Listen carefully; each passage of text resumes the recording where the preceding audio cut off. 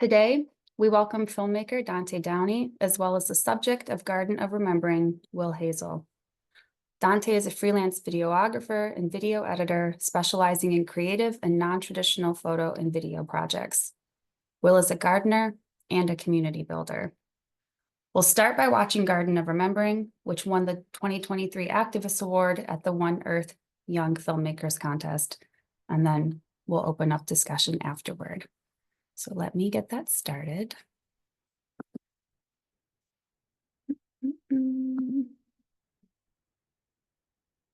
Here we go.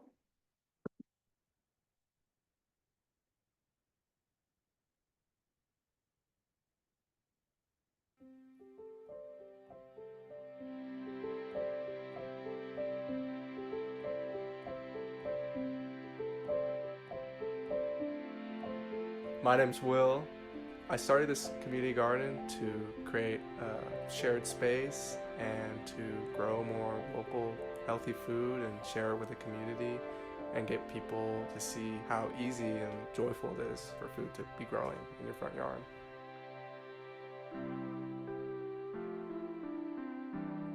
When I was a kid, my dad always had a garden. I remember he grew carrots and would let us pick them, and definitely planted a seed of interest in that. And then slowly over the past few years, I've been getting much more interested in community service and really grounded ways of bringing about positive change, and saw that gardening, what I once thought was a very small act, is actually something very revolutionary and very intersectional as far as what it brings to community and what problems it kind of addresses in very meaningful and personal ways. And you're not really growing the food, you're just kind of helping shape variables to allow nature to just do its thing and provide food. But just being a part of that in a little way, it's very fulfilling. Within the garden, there's a free seed library and the community compost program, and that's just kind of amendments to the garden that make it a little more community oriented, and inviting people to take free seeds, take information to kind of empower them to start their own garden. That's really the main deal. We want to spread the idea and spread the inspiration of a garden through that. And then the community compost also allows people to, we give them buckets, they fill it up with food waste every week, and then at the end they either drop it off or we pick it up, and that goes into our compost, which eventually turns into rich soil, which we put into the garden, which goes back into food where they can eat it, and then goes back in the compost, kind of creating just a very small way of kind of a closed loop. Gardening is important for the environment because it's something that, if done properly, it can be something that restores the land and at the same time restores the health, both physically, emotionally, spiritually, of the people eating the food, growing the food. It can also, more specifically, sequester carbon. It can create biodiversity. It can support a lot of life and support a lot of different natural and human systems. This was something that I've always kind of had in the back of my head that I want to do, and I always kind of had this self-talk that it wasn't possible or kind of practical, or it was just not the right time. And just doing it was honestly a lot easier than I thought it would be. And I was not someone who particularly loved vegetables, but when I started eating vegetables that were grown from good people and beautiful land, it tastes amazing. So I highly recommend just kind of trying at whatever's most accessible and easy and affordable to your space. Or the smallest little potted plant is certainly a wonderful garden, in my opinion.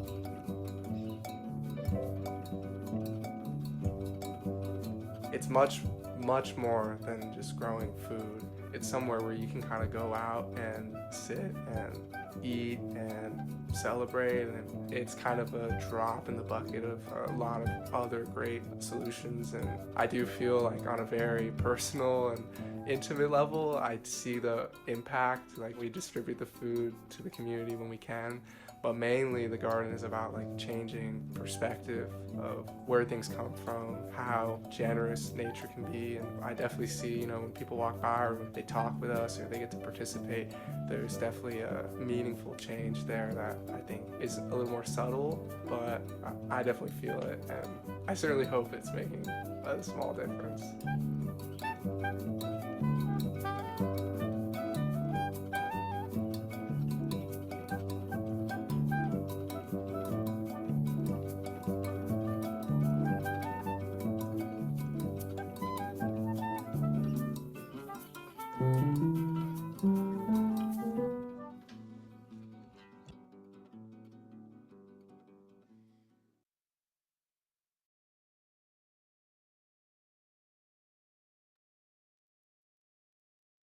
All right.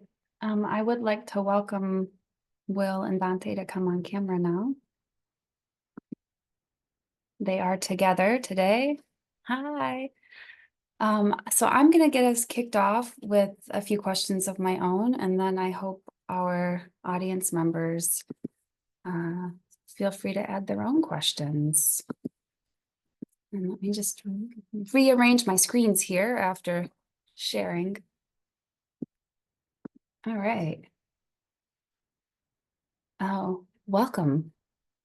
Thank you for joining us, you two. Thanks for having us. Thank you so much for having us. So I'll start with Dante. What inspired you to participate in the One Earth Young Filmmakers contest? And had you already made this film and you thought it would be a good fit for that, or were you inspired by the contest to make the film? I was inspired by the contest to make this film, but I had an idea to film Will for a while, or like film his garden, because I thought it was cool.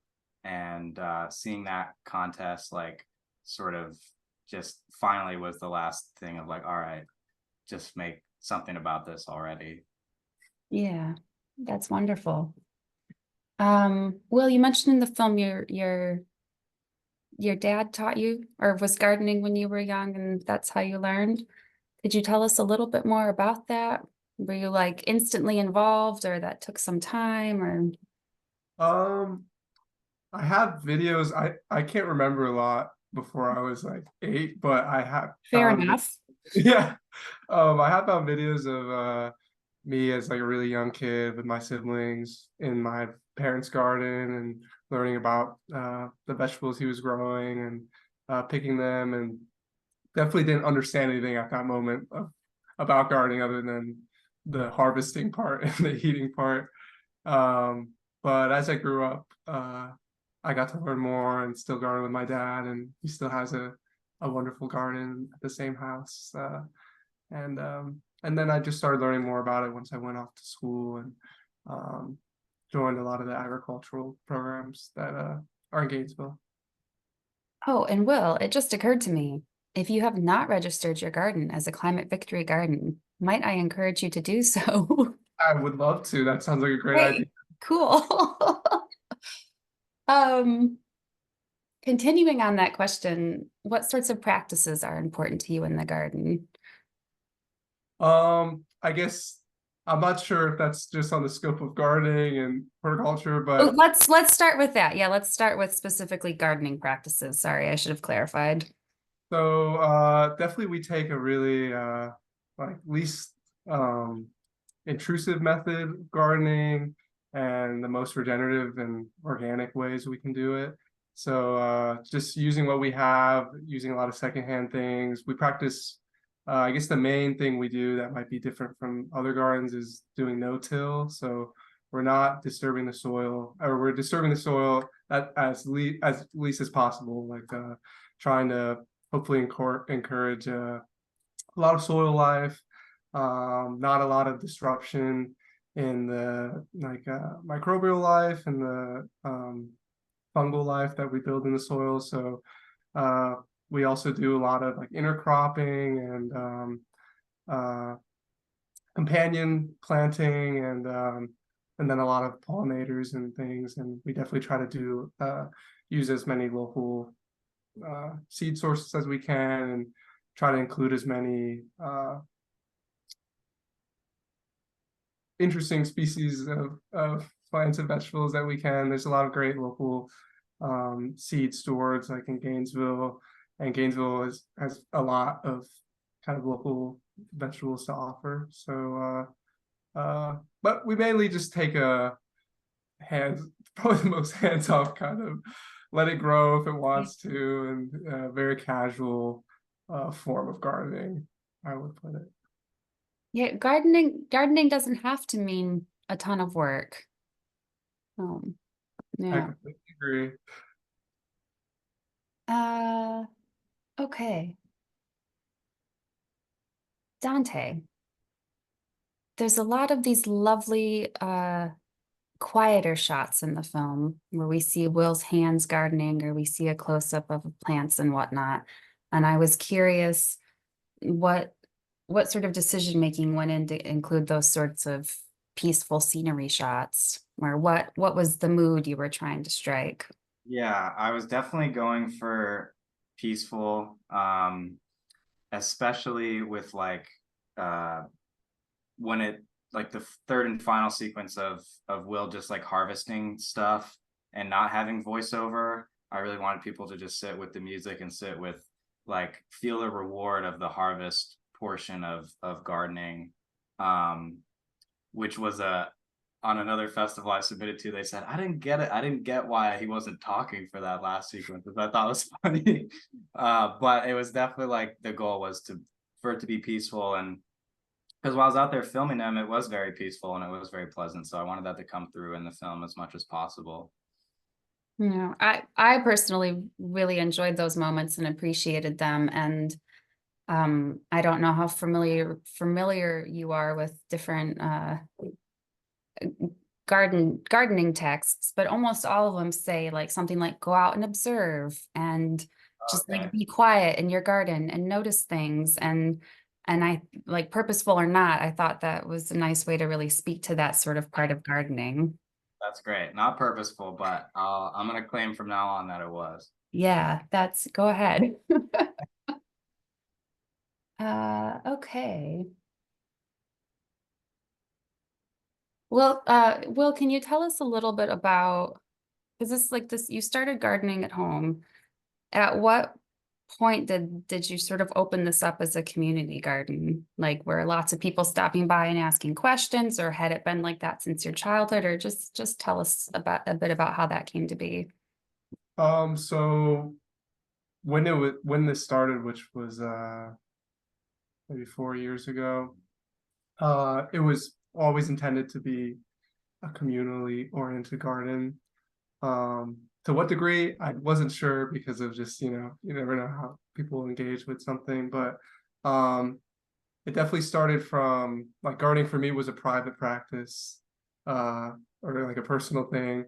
And then I started joining community gardens, and then started working with a few nonprofits that their sole mission was to like integrate gardens into the environmental and like social fabric of cities, and seeing them as third places and the kind of places where communities can gather was the most powerful thing for me, seeing how just people can meet at gardens and have fun. And so since it started, it was always open to the public, and we'd have garden parties to kind of get the word out. And people walking by was probably the biggest way that people would find out about the garden, because it's in the front yard.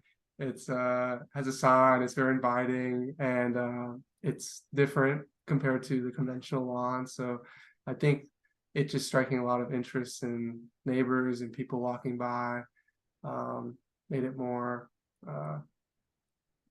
popular. But it's really not a lot of people. I wouldn't say it's a huge community garden compared to most of the community gardens in Gainesville, but it's definitely that's definitely an aspect of it that I appreciate. So we had a couple questions in the chat that lined up with one of mine. How do you share your harvest? Like, can anyone just kind of walk by and pick something, or do you have specific harvest times? Or I think you even mentioned deliveries maybe in the film. Yeah, we've pretty much any way. There isn't a wrong way to harvest. Very little rules. I always invite people to come and just take food whenever it's ready to be taken, which just depends on the time of the season. But when I or other people are helping with harvesting, I first distribute it to friends and people that are involved with the garden, and then on the occasional like overabundance of food that we have, there's a place called the Free Grocery Store where they distribute fresh food to more food insecure families. So we just donate there, along with a lot of other farms do a lot of donations there. And then usually like lately I've been delivering harvests on like my bike to people who just message me that they want. I'll post like what vegetables we have and go from there.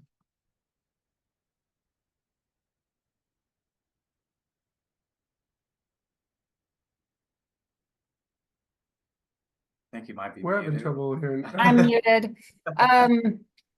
Armando, yes, I'll put a link for the film in the chat. Enos asks if you could define what community garden means to you. I'd say it's a place that is open to the community, open to anyone to at least observe, and then is open to people participating and actually growing the food and getting their hands in the dirt. And so just a very usually I would consider it a garden or a piece of land that is accessible and allows people to grow food in it, and hopefully share the harvest in some type of way. I think there's definitely a social component of a community garden, which that just they usually have events or they have a schedule where people can get plots or find information or get educational information. So I hope that kind of a broad definition, but No, yeah. that's wonderful. It just occurred to me, because I do this to my grandma all the time. Do people make planting requests of you? Sometimes they ask for like more a request for like melons and fruits and some more I'd say the exciting vegetables. A lot of times we're just having like leafy greens and things that maybe aren't as enticing to like someone that's looking for like the quintessential tomato or watermelon or something. So that what's nice though is a lot of people who have requests will just bring seeds to the library and donate a plant or something like that, which makes it really easy. Cool. That's actually my tactic with my grandparents too. I bring them a packet of seeds I want them to grow. Very self. Oh, and I'll point out Alec. Alec just put a link to the film in the chat. Thanks, Alec. Let me get back to my.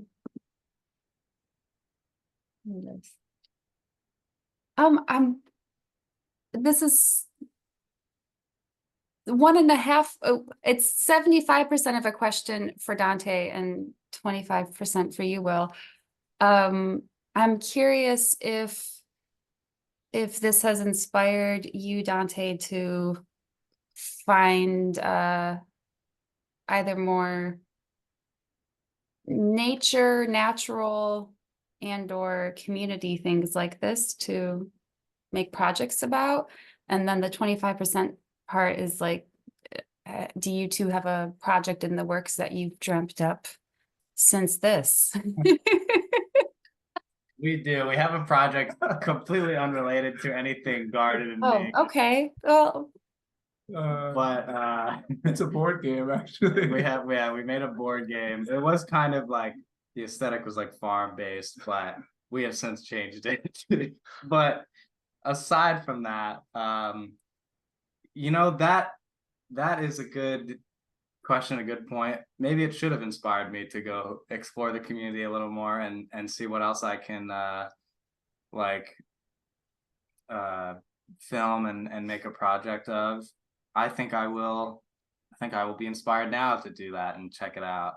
because there is a lot of cool stuff going on, especially in Gainesville, Mm. that would be very cool to cover.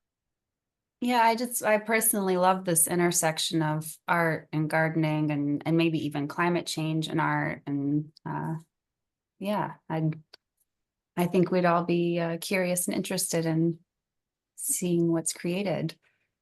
Oh, holy cow, Enos, thank you. Great question. Where does the name Garden of Remembering come from? Great question. Let's see if I can remember. I think remembering two facets, probably one more just about our how, you know, the further you go back, generally you see a more community-oriented way of living before kind of the onset of industrialization and rapid urbanization, kind of a new type of food systems, things like this, where we kind of now live a lot more separated. We don't share as many things. So part of just remembering is that we can share things, we're stronger together, we can open up our like private, land, even though it's not really even ours to close off, but remembering that kind of lifestyle and way of living is one aspect of that. I think the other is just remembering our relationship with food and nature itself. I mean, not that we're a separate part, but definitely reflecting on the modern food system. It's pretty incredible, like the changes that have happened since, World War II, especially with where we get our food, our relationship to food, health. There's a larger disconnect now. So when you go into a space like a garden, any garden, and you just witness food growing and you witness how easy it is to help it grow and how nourishing it is to eat it, that's kind of all ways of remembering kind of our original relationship with food, which was something much more intimate, something that was, I think, more spiritually enriching and kind of humbling. So I hope that partially answers the question. Well, that was sufficient. Thank you.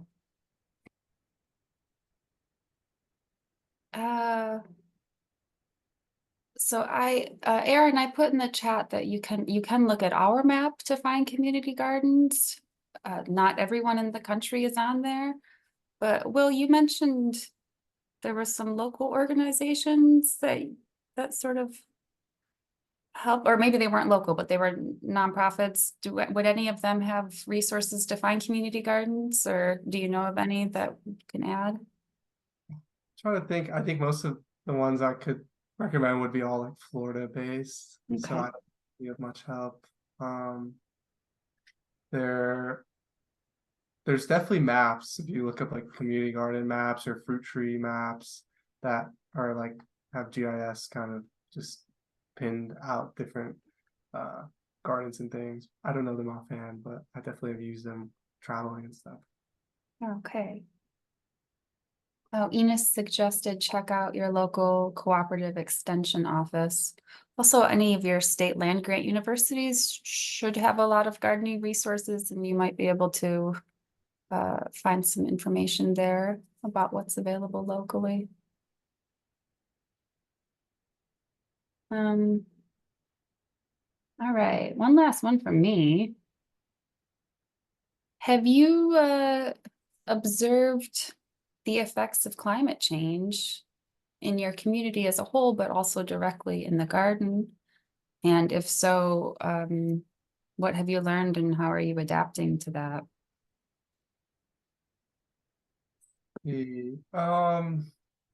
Definitely some changes in smaller changes in seasons and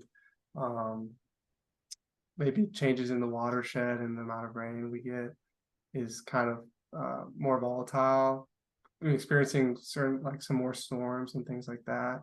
We luckily aren't, I think, a big target for the earlier, changes that climate change would bring. But I have noticed different growing seasons, even in the past like 4 years, just kind of they're shifting. Sometimes the warmer seasons are getting longer. We've had very strange winters with the little amounts of frost we're getting. Trying to think of anything else. I mean, definitely hotter days, for sure in the summer times, like days over 100 have been more. But has it affected the garden in particular, other than like storms and some extreme weather patterns that we've had? If anything, I mean, it's kind of helped extend our growing season. So that's kind of one slightly positive form of the warming climate is that the warmer growing seasons is longer, but alternatively it gets hot enough to where it kills a lot of the more heat intolerant plants. So yeah. I think we've had like the 86th hottest day on record in a row, which is kind of scary. It's crazy. Even like this morning, it was storming and raining, and now it is like the most beautiful day I've ever seen, and it's super hot. So whether that is just Florida or climate change or a combination of both, it is certainly noticeable.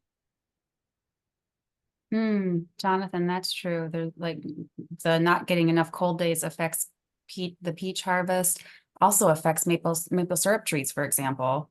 I just attended a presentation on that, and they're like, in the next 40 years, we will have so little maple syrup, it'll be outrageously priced. Trees are big. Some irregular bloomings have happened with like Yeah. positives for spring, and then the pollinators have been getting more affected too, which we rely on a lot here. So yeah. Everywhere. What do they say? Like Yeah. a third of the food we eat is because of pollinators. Yeah. Nadine commented that they have a lot more bugs and pests due to the more mild winters. Yeah, the tick season is lasting longer and longer. That's true. All right. I just want to invite any final questions from our audience. Give a minute for that. I saw one question about if we use any fertilizers. Oh, I missed that one. I apologize. Go ahead. No worries. We mainly use compost, probably 80% is compost. When we had to use any fertilizers, it's composted manure, chicken or cow on occasion. But mainly we use the compost that we generate on site. Cool. That's what us climate victory gardeners like to hear. Oh, do you have any pest or weed issues? Definitely so many weed issues. It's kind of a never-ending fight against a lot of like different local weeds. Pests, oddly enough, but just kind of our kind of hands-off approach. Like we don't do any really pest remediation. Seems to all kind of balance out. Like with certain things like aphids and ants and predatory wasp, and it's kind of whole cycle. I think it might kind of just takes care of itself. We've never really had issues with any pests, and which I was pretty surprised by because we don't use any. Do the kitties affect it? Kitty and Teddy? We do have a lot of neighborhood pets that might promote. Some would as call well. pests, Yeah. but Yeah, but it sounds like you said you do the intercrop planting and all of this, and like when you have a biologically diverse garden, things do tend to take care of themselves. So it's wonderful that works in practice after hearing it. I'm happy about it. Speaking of pollinators, do you do anything specific to promote pollinators? Other than we try to plant local flowers to attract pollinators.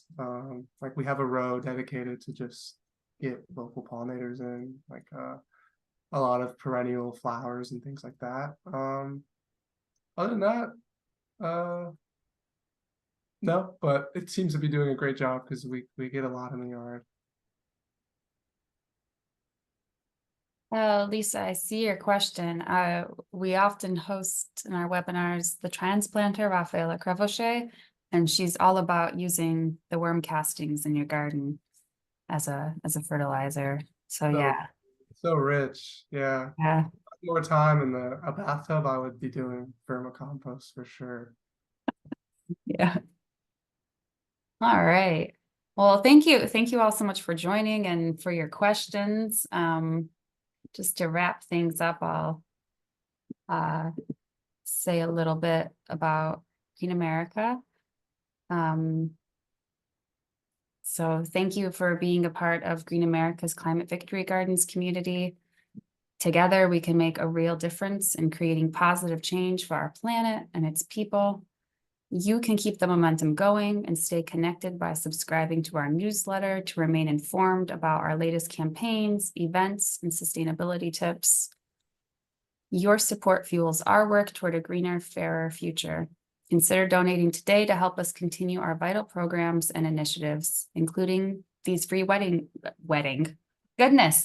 these free gardening webinars. Every contribution counts. Remember, your actions matter, and together we can build a more sustainable and just world. Thank you for your commitment to creating positive change, and we look forward to seeing you at future events. Alec is going to drop a ton of links in the chat for how you can stay connected. And thank you both so much for joining us today. Thank you for all of you who attended and for your thoughtful questions. Thank you. Thank you all so much. Thanks. Bye, everyone. Bye, everybody.